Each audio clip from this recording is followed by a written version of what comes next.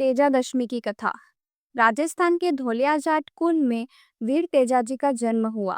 उनके भीतर बचपन से ही तेज और अद्भुत साहस झलकता था। बड़े होने पर उनका विवाह पेमल से हुआ, किंतु वह मायके में ही रहती थी। एक दिन तेजाजी ने निश्चय किया कि वे अपनी पत्नी को ससुराल लेकर आएंगे। तेजाजी अपने घोड़े लीलन पर सवार होकर पेमल को लाने निकल पड़े। रास्ते में डाकुओं से उनका सामना हुआ। युद्ध छिड़ा और तेजाजी घायल हुए, परंतु विजय पाई। पेमल को लेकर जब वे लौट रहे थे, तभी एक सरपीड़ी मार्ग में मिली। सरपीड़ी क्रोधित स्वर में बोलती है, ठहरो तेजाजी, तुम्हारे कुल के लोगों ने मेरे बच्चों को मारा है। मैं तुम्हें जीवित नहीं छोड़ूंगी। आज ही तुम्हें डसकर अपना प्रतिशोध लूंगी। तेजाजी, हे नागमाता, मैं निर्दोष हूँ, किंतु यदि यह तुम्हारा संकल्प है तो मैं वचन देता हूँ कि तुम्हारे पास लौटकर स्वयं को डसवाऊंगा।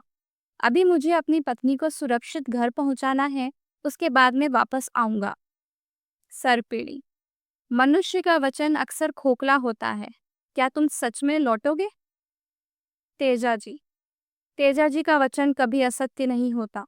तुम निश्चिंत रहो, मैं अवश्य आऊंगा।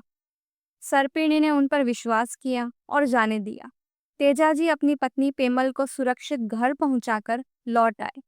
इस बार उनका शरीर युद्ध के घावों से लहूलुहान था, परंतु उनका मन अडिग था। सरपीणी, मैंने सोचा तुम कभी लौटकर नहीं आओगे, इतने घायल होने पर भी वचन निभाने चले आए। तेजाजी, सत्य और वचन से पीछे हटना मेरे लिए मृत्यु से भी बड़ा अपमान है। मैंने कहा था, इसलिए लौटा हूँ। सरपीणी, तुम्हारा पूरा शरीर घावों से भरा है, मैं कहाँ डसूं? तेजाजी, हाँ, यह शरीर तो घायल है, लेकिन मेरी जीभ पर कोई चोट नहीं है। तुम मुझे जीभ पर डस लेना, ताकि मेरा वचन भी पूरा हो और तुम्हारा प्रतिशोध भी। सर्पिणी अपने वचनबद्धता और साहस से द्रवित हो उठी। उसने जीभ पर डसा और उसी क्षण तेजाजी ने वीर गति प्राप्त की। तभी आकाश से दिव्य आभा उतरी और घोषणा हुई, तेजाजी अब लोक देवता बनेंगे। इनके स्मरण से सर्पदंश का भय नष्ट होगा और इनकी पूजा करने वालों की रक्षा होगी। तभी से लोग तेजाजी को नागों के देवता मानकर पूजते हैं। भाद्रपद शुक्ल दशमी को उनकी स्मृति में तेजादशमी मनाई जाती है। ग्रामीण अंचलों में आज भी इस दिन मेले लगते हैं।